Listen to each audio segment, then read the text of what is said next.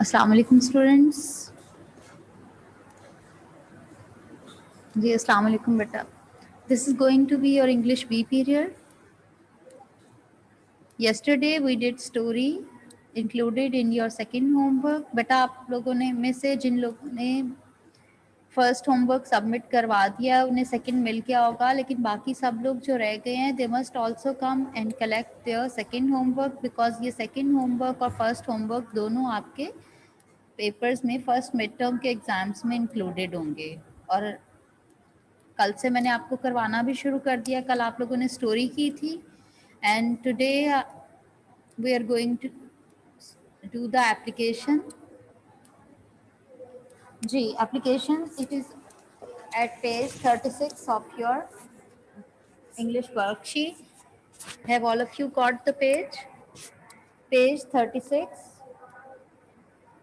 application to the principal of your school for sick leave।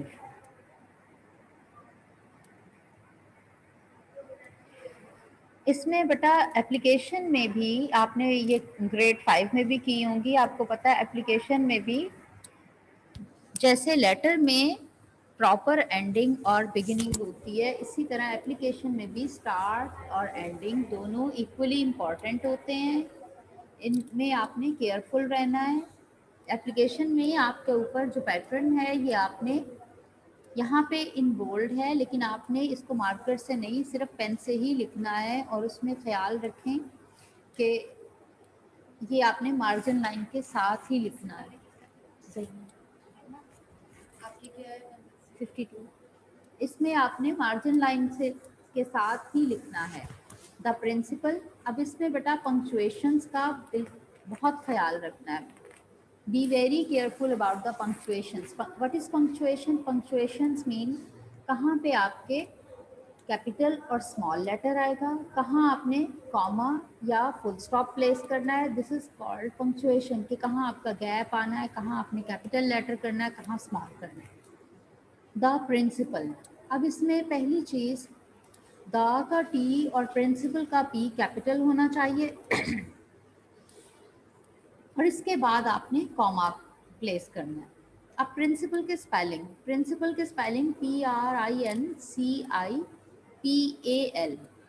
Be careful, it is PAL। अगर आप by mistake PLE लिखते हैं तो वो स्पेलिंग आपके रॉन्ग हो जाते हैं। दैट बिकम्स प्रिंसिपल असूल, वो असूल वाला प्रिंसिपल हो जाता है, मैन ऑफ प्रिंसिपल। ठीक है, असूल। और ये जो स्कूल का प्रिंसिपल है it is PAL, PRINCIPAL। Be very careful about it. Next line देखें, आपने स्कूल का नाम लिखना है और एड्रेस लिखना है। Crescent kids campus high school, comma, इसमें हर वर्ड में फर्स्ट लेटर आपका कैपिटल होना चाहिए और उसके बाद आपने कॉमा प्लेस करना है। Then comes the address of the school, Allama Iqbal town, AIT। AIT here stands for the abbreviation of Allama Iqbal town. जब हम किसी भी वर्ड का एब्रीविएशन लिखते हैं तो एब्रीविएशन हमारा कैपिटल लेटर्स में होता है और उसमें उनके वर्ड्स के दरमियान हम डॉट प्लेस करते हैं। Do remember it. और अलामा इकबाल टाउन, ये ए कैपिटल आई और कैपिटल ही टी होगा। उसके बाद आपने कॉमा प्लेस करना है and then write the name of the city, Lahore. Lahore इसका भी एल कैपिटल होगा। After that you will write respected sir. Respected sir में आपने ये सारा आपने पेन से ही लिखना है, मार्कर कोई मत यूज करे, बट आपने लिखना केयरफुली है। रिस्पेक्टेड सर, रिस्पेक्टेड जब हम किसी, अब जाहिर है आप अपने प्रिंसिपल टीचर से भी आप रिस्पेक्ट से बात करते हैं, लेकिन जब प्रिंसिपल हैं तो सर प्रिंसिपल ज़्यादा ऑनरेबल हैं, टीचर से आप बड़ों से बात करें तो रिस्पेक्टफुल वे में बात करते हैं, उसके लिए हम रिस्पेक्टेड का वर्ड यूज़ करते हैं। ठीक है, रिस्पेक्टेड सर, इसमें रिस्पेक्टेड का आर और सर का एस कैपिटल होगा and after that don't forget to put a comma. ये कॉमा आपने ज़रूर प्लेस करना है। ये सारे जो कॉमास और फुल स्टॉप हैं, अगर आप ये मिस करेंगे, तो अगर आप ये लीव कर देंगे तो आपकी मार्क्स की डिडक्शन होगी। उसके बाद आपका है 1 लाइन लीव करनी है आपने। रिस्ट्रिक्टेड सर के बाद आप 1 लाइन लीव करेंगे और फिर आप अपनी एप्लीकेशन शुरू करेंगे। अब आपने एप्लीकेशन क्यों लिखनी है? For sick leave. सिक क्या होता है? जी, बीमार होना। सिक मीन बीमारी। फॉर सिक लीव, बीमारी की वजह से आपने लीव लेनी है, छुट्टी लेनी है, उसके लिए आपने एप्लीकेशन लिखनी है। अब आपका एप्लीकेशन पैटर्न क्या है? It is humbly stated. It is humbly stated. Humble का मतलब क्या है? आजजी से। हम्बल मीन आजजी से। बेटा note down the meanings in your books. Fold your pencils or pen in your hand and note down the meanings as well.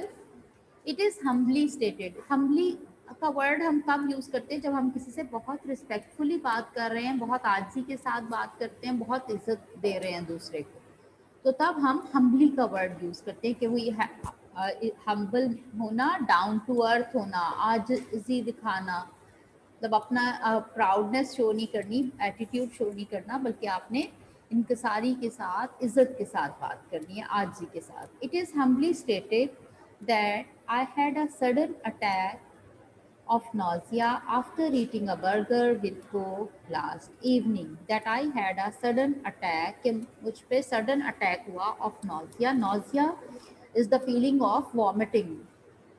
Nausea is called the feeling of vomiting, जिसमें vomiting होती है और चक्कर आते हैं। मतलब अब आप बता रहे हैं अपने प्रिंसिपल को that you had a sudden attack of nausea after eating a burger with Coke last evening, कि कल शाम जब आपने बर्गर और कोक खाया उसके बाद आपको attack of nausea mean some sort of food poisoning हो गई, और मतलब आपको वॉमिटिंग होना शुरू हुई और चक्कर आने लगे। I consulted a doctor.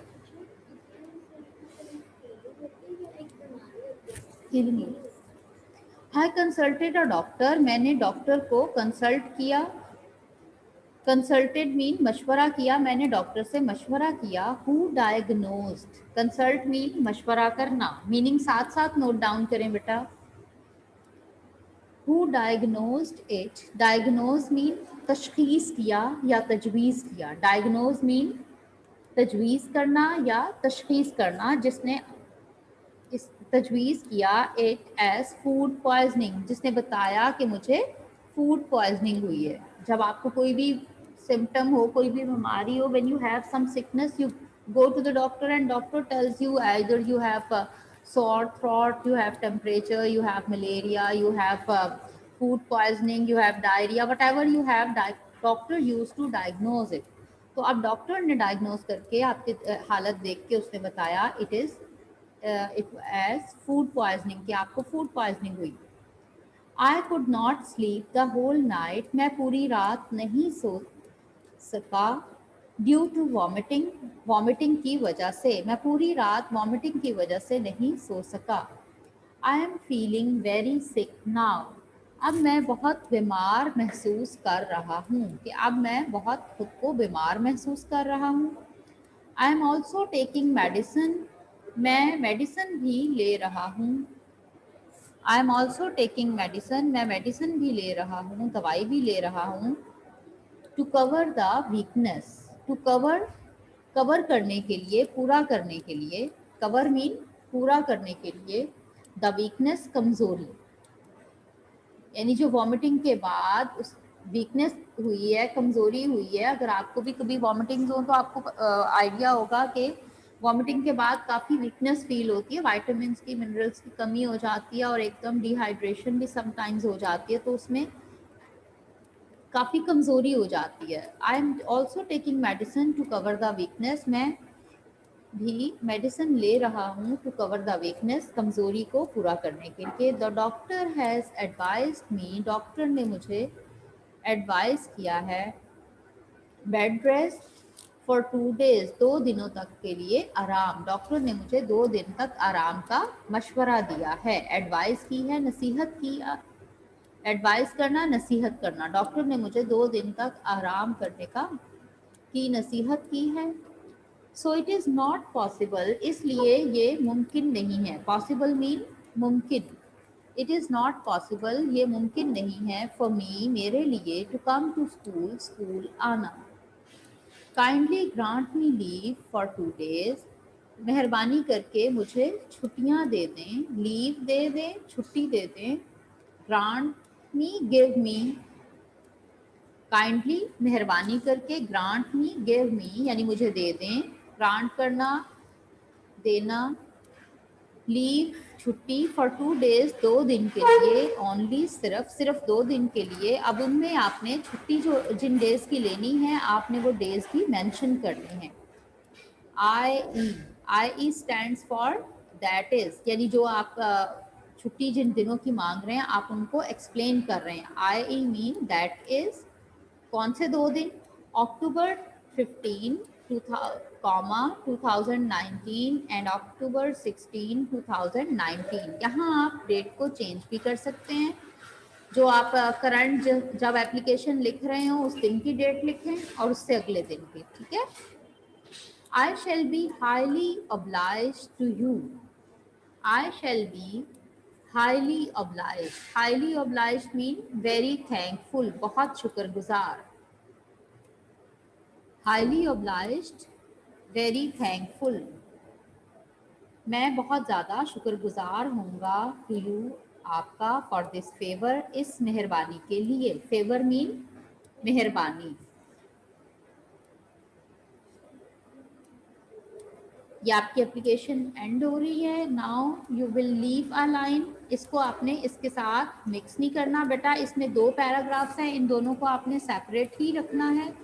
और नेक्स्ट जो आपने एंडिंग लिखनी है वो आपने 1 लाइन लीव करके लिखनी है, ठीक है। Then leave a line and write yours obediently. Yours obediently, be careful. Yours में आपने बाय कैपिटल रखना है और योर के साथ एस आपका मस्ट आएगा। योर के साथ आपने एस जरूर लगाना है। इसी तरह आपने लेटर में भी योर्स अफेक्शनेटली लिखा था, यहाँ भी आपने योर्स ओबीडेंटली लिखना है। और बेटा इससे पहले 1 लाइन लीव भी करनी है। ओबीडेंटली की स्पेलिंग सबको याद होने चाहिए, OBEDIENTLY, and don't forget to put a comma after that, ठीक है। Yours obediently, then write your name. Here is Amna Ahmed 6A। आप अपना नेम, अपनी क्लास और जिस दिन आप एप्लीकेशन लिख रहे हैं वो डेट मेंशन करेंगे। Is it clear to all of you? जी एप्लीकेशन हो गई। अब आप लोगों ने पिछला याद किया है, कल जो स्टोरी पढ़ी थी हो गई है याद सबको? अब कल हम आगे ग्रामर का यूनिट स्टार्ट करेंगे, lesson number 2, countable and uncountable nouns. थोड़ा सा इंट्रोडक्शन इसका दे देती हूँ, अभी टाइम है मेरे पास। Come up to the page number 11 of your English B worksheet.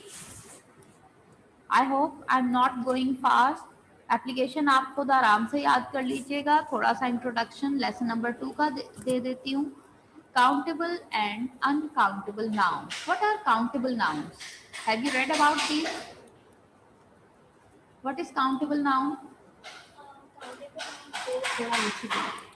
Countable noun वो होते हैं जिनमें हम काउंट कर सकते हैं और अनकाउंटेबल वो होते हैं जिनको हम काउंट नहीं कर सकते, पॉसिबल जिनको हम काउंट नहीं कर सकते। Okay, countable nouns are noun countable denote things which may be counted. अब यहाँ जो है definition, a noun is either uncountable or uncountable। यानी नाउन क्या होता है? चीज। Noun is the naming person, name person, place, thing और आइडिया। अब नाउन या तो काउंटेबल होता है या uncountable. Countable noun denote things which may be counted. Denote mean जाहिर करना, यानी काउंटेबल नाउन वो नाउन है जिनको हम काउंट कर सकते हैं और वो सिंगुलर में और प्लूरल फॉर्म हमें उनकी नज़र आती है, हमें उनका फ़र्क नज़र आता है कि ये सिंगुलर है और ये प्लूरल है। सिंगुलर मीन एक, single, and plural mean more than one.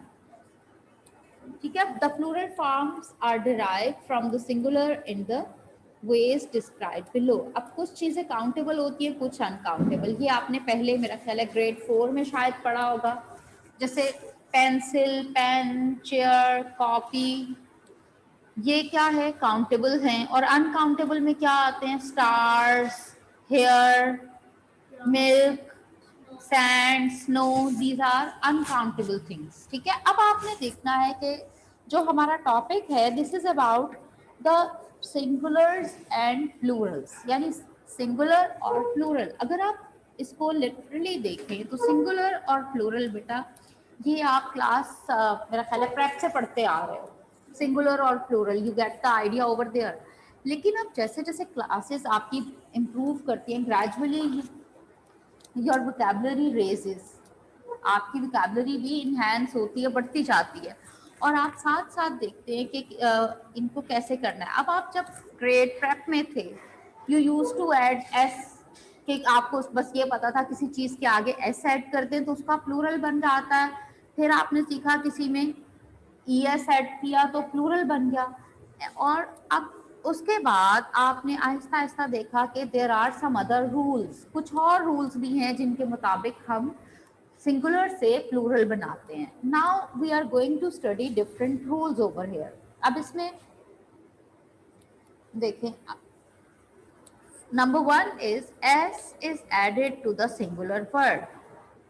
अब इसमें सिंपली एस ऐड होता है, added in the simple word. If the word ends in life, F is changed to V. और साथ ही उसमें ये बताया कि अगर वर्ड आखिरी वर्ड, उसका आखिरी लेटर IFE है, आखिर में उस वर्ड के IFE आ रहा है, तो फिर हम F को V में चेंज कर देंगे और उसके बाद ES लगा देंगे। तो अब उसमें F की जगह V आ जाएगा। जैसे नाइफ, KNIFE, नाइफ, नाइफ होता है ना, और इसका प्लूरल क्या हो जाएगा, नाइफ्स। अब सिंपली एस वाले देखें, बॉय, बॉयज, गर्ल, गर्ल्स। आप अपने हाथ में पेंसिल पकड़ें, दो दो एग्जाम्पल साथ साथ लिखते जाएं। बाकी आगे लिखी हैं, इनमें नहीं लिखी फर्स्ट वन में, इसमें आप खुद से लिख लें एग्जाम्पल ताकि आपको याद रहे। जैसे S is added, simple S किस में ऐड हो रहा है, boy, boys, girl, girls, cup, cups, simple S add हो रहा है ना। और IFE वाला क्या है, नाइफ, KNIFE, नाइफ, इसका प्लूरल क्या हो जाएगा, KNIVES, KNIVES। इसमें F को हम रिप्लेस कर देते हैं V से, तो नाइव्स हो जाता है, KNIVES। अब दूसरा रूल क्या है जो हमारे पास यहाँ गिवन है, ES is added to the singular word. अगर if word ends in F, F is changed to V at the same time, and if the word ends in Y following upon a consonant, और उससे पहले consonant आ रहा, तो फिर हम इसको आई में चेंज कर देते हैं। अब इसमें आप देखें, जैसे कुछ वर्ड्स होते हैं आपके, उनमें हम सिंपल ES लगाते हैं, जैसे बस, बस का क्या होता है plural, buses. Note down, BUS bus है और इसका प्लूरल क्या हो जाएगा, बसेस, BUSES। इसी तरह पोटैटो है, क्या स्पेलिंग है पोटैटो के, POTATO, ये क्या है, पोटैटो, और इसका प्लूरल क्या होगा, पोटैटोज। उसमें हम ES ऐड कर देंगे, POTATOES। ठीक है, उसके आगे हमने ES ऐड कर दिया, इट बिकेम पोटैटोज। ठीक है, बस, BUS बस, इसका प्लूरल क्या होता है, buses, BUSES। Write down, buses. अब इसी के आगे हम देखते हैं, कुछ वर्ड्स ऐसे आते हैं जिनमें अगर F आ रहा है, अब वर्ड एंड इन F, तो इसमें भी हम f को चेंज कर देते हैं v में, लेकिन अगर f if the word and in y, उससे पहले कॉन्सोनेंट आ रहा है। अब ये देखें, जैसे शेल्फ है, SLEAF लीफ, आपके पास एग्जाम्पल यहाँ गिवन है LEAF लीफ। लीफ का प्लूरल क्या है? लीव्स। यहाँ पे हम क्या करते हैं, F को किस में रिप्लेस कर देते हैं? V में। लीफ से लीव्स हो गया, शेल्फ से शेल्व्स हो गया, यानी F को हमने रिप्लेस किससे करना है? VES। F is replaced with VES। इसी तरह शेल्फ में शेल्व्स, SHELVES। अब उसके बाद आगे आपका नेक्स्ट वर्ड है बेबी, BABY। अब आपका लास्ट लेटर अगर Y है, बेबी है, और उससे पहले कॉन्सोनेंट वर्ड है। कॉन्सोनेंट क्या होते हैं बेटा? जो हाँ जी, अल्फाबेट्स होते हैं ना, वी हैव 26 अल्फाबेट्स। अब उसमें वॉवल्स क्या होते हैं? A, E, I, O, U, these are the vowel words, ठीक है। और जो वॉवल्स के अलावा बाकी सारे लेटर्स हैं, दे आर कॉल्ड कॉन्सोनेंट्स। अब अगर Y पे वर्ड एंड हो रहा है, लेकिन उस Y से पहले कॉन्सोनेंट आ रहा है, उस Y से पहले कॉन्सोनेंट आ रहा है, तो फिर हम उस Y को किससे रिप्लेस करेंगे? IES से, ठीक है। Y is replaced with IES। अब आप देखें बेबी है, बेबी को हमने रिप्लेस किया babies, BABIES। Now look at this next example, BERRY, berry। berry का क्या होगा? berries, BERRIES। अच्छा, अब एक और वर्ड है बॉय, BOY, बॉय। उसका हम क्या प्लूरल लिखते हैं? उसमें हम IES क्यों नहीं लगा रहे? जी, उसमें BOY, Y से पहले क्या आ रहा है? O, which is a vowel letter, ठीक है। इसी तरह स्काई, आसमान, उसका प्लूरल क्या हो जाएगा? Skies, IES। उसमें चूंकि उससे पहले कॉन्सोनेंट है, के कॉन्सोनेंट है, ठीक है। यहाँ तक आपको क्लियर है बेटा? बाकी मैं आपको कल करवाऊंगी इंशाल्लाह। अभी जितना किया है, इसमें अगर आपको कोई प्रॉब्लम है आप मुझसे पूछ सकते हैं। और कल बेटा सब लोगों ने ऑन टाइम बैठना है क्लास के लिए। कोशिश करें आप लोग 12 बजे अपना काम वाइंड अप करें और अपनी चीज़ें रेडी कर लें। इंशाल्लाह 12:15 हम 12:15 पे हमारी क्लास स्टार्ट होती है, और उस वक्त आप सबने अपनी क्लास के लिए अटेंटिवली बैठना है, ठीक है।